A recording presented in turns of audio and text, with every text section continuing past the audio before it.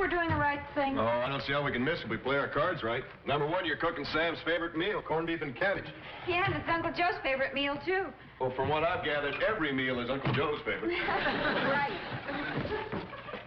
Steve? Hmm? Do you think Mr. Drucker will have any idea that Uncle Joe's going to be here, too? No, not a chance. And I know that Joe doesn't know Sam will be here. It's kind of a sneaky trick, but we have to do something to bring them together. Well, this'll do it. Quarreling's so ridiculous. Yeah, it's ridiculous. Steve! Well, that fellow Quarrel coming on. Over what? I don't know, I'll think of something. To be continued at a more convenient time. Hi, Sam. Hi, Steve. How are you? Oh, fine, thanks. Here, let me take your coat. Oh, thank you. Sure nice of you kids to invite an old bachelor over for dinner. It's our pleasure, Mr. Drucker. Oh, Betty Joe. Oh, home movies. Yeah, we got a few pictures we thought you'd like to see. We'll show them later. Good. Things have sure come a long way. I remember when we used to spend the evening looking at the family album. Hi, Betty Hi, Joe. Uncle Joe. Hi, Steve. Hi. Hey, there's sure no secret about what we're having for dinner. I can smell that corned beef and cabbage clear. Oh, Mr. Drucker's joining us for dinner, too. Yeah, here, I'll take that.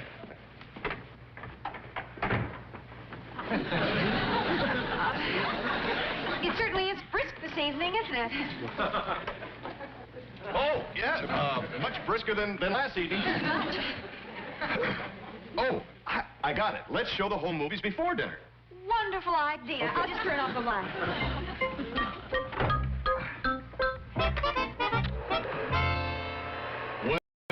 Well. Now, look what we have here. Two old friends at a party. At the party the night before these two old friends left on their wonderful trip to Topeka. Right, Uncle Joe? You're right about that going away stuff. But as for a wonderful time, I never was more miserable in my whole life. And that goes for me, too. Now, wait a minute. Now, I thought you guys had a good time. Well, we would have had. He tried to steal this widow from me that I met in the lobby of the hotel. I stole her from you. You stole her from me. Oh, yeah? I saw her first. You did not. I met her at the gumball machine long before you ever saw her.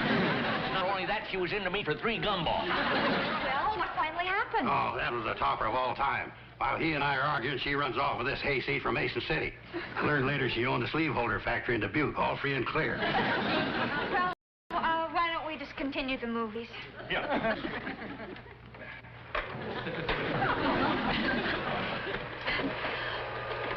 This shows two old friends in their lodge costumes on the most memorable night of their lives. Yeah, this is the night that Uncle Joe vouched for his good friend and buddy, Sam Drucker, to become a member of the Royal Order of Camels. Right, Sam? Right. And turn that thing off. That's one night I'm trying to forget. Sam, turn it off. Mr. Drucker, isn't it true that in order to join the lodge, a loyal and trusted friend has to vouch for you? And that friend was Uncle Joe. Yeah, that's right. If he'd just vouched for me and let it go at that, it would have been okay. But no, he insists on carrying a ceremonial candle. What happened?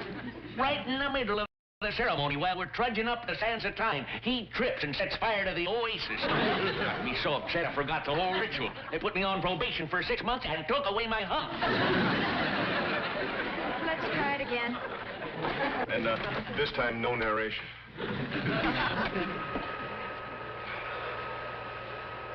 Hey, there we are fishing together on Crystal Lake. Yeah, that was quite a day. I think we finally hit on a happy one. Yeah, maybe this'll do it. Hey, that was the day of the fishing derby, wasn't it? Didn't you win that one? Oh, I think you won it, Joe. Hey, I'm wearing my lucky hat with my double dazzler spoon sticking on it. Yeah, that's the one that always hooked the big one. Yeah. Wonder whatever happened to that spoon. That's what happened. That's what happened to it. What are you laughing about, you clumsy ox?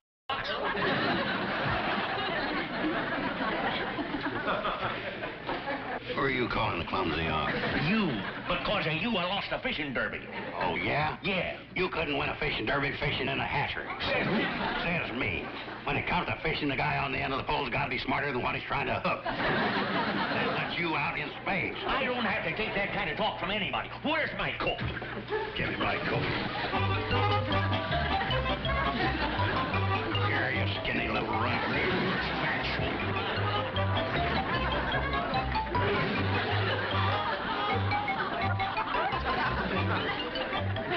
I guess we didn't quite patch things up. Not quite.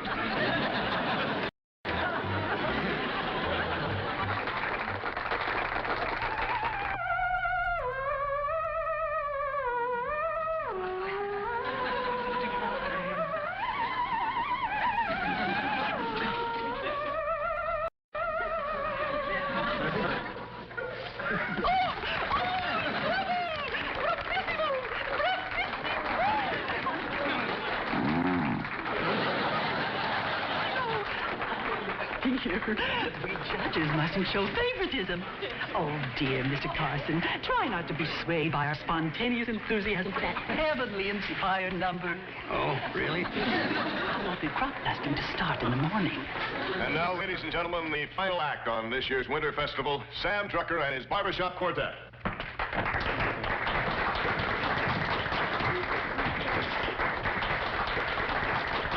I'll go and get me a drink of water during the stage wait. You have to hear them out. Now be fair. Besides, it's a room.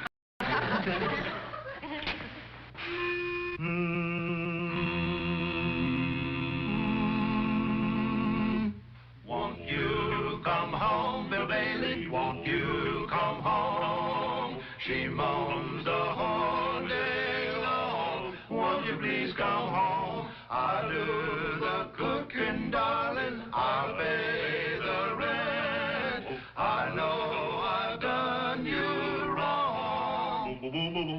Remember that rainy evening I drove you out with nothing but a fine to go. Please come home. I know I'm to blame. Well, ain't that a shame? Bill Bailey, won't you please come home? Bill Bailey, won't you please come home? Come on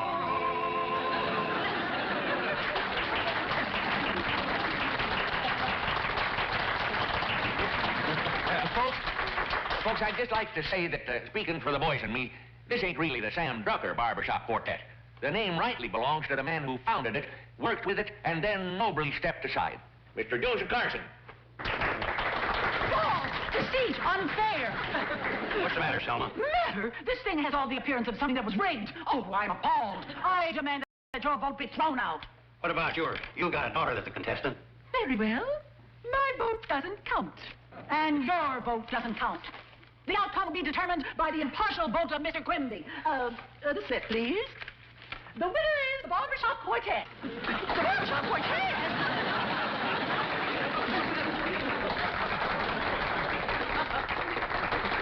Well, you told me to vote for somebody else just to make it look good.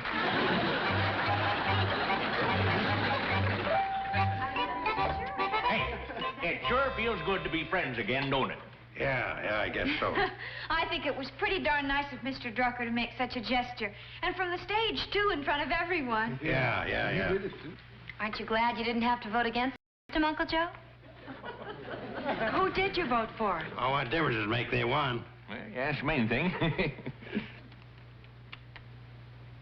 Sam Drucker's Barbershop Quartet. So, sue me. I couldn't spell Henrietta. For he's a jolly good fellow, for he's a jolly good fellow, for he's a jolly good fellow, which nobody can deny. Which nobody can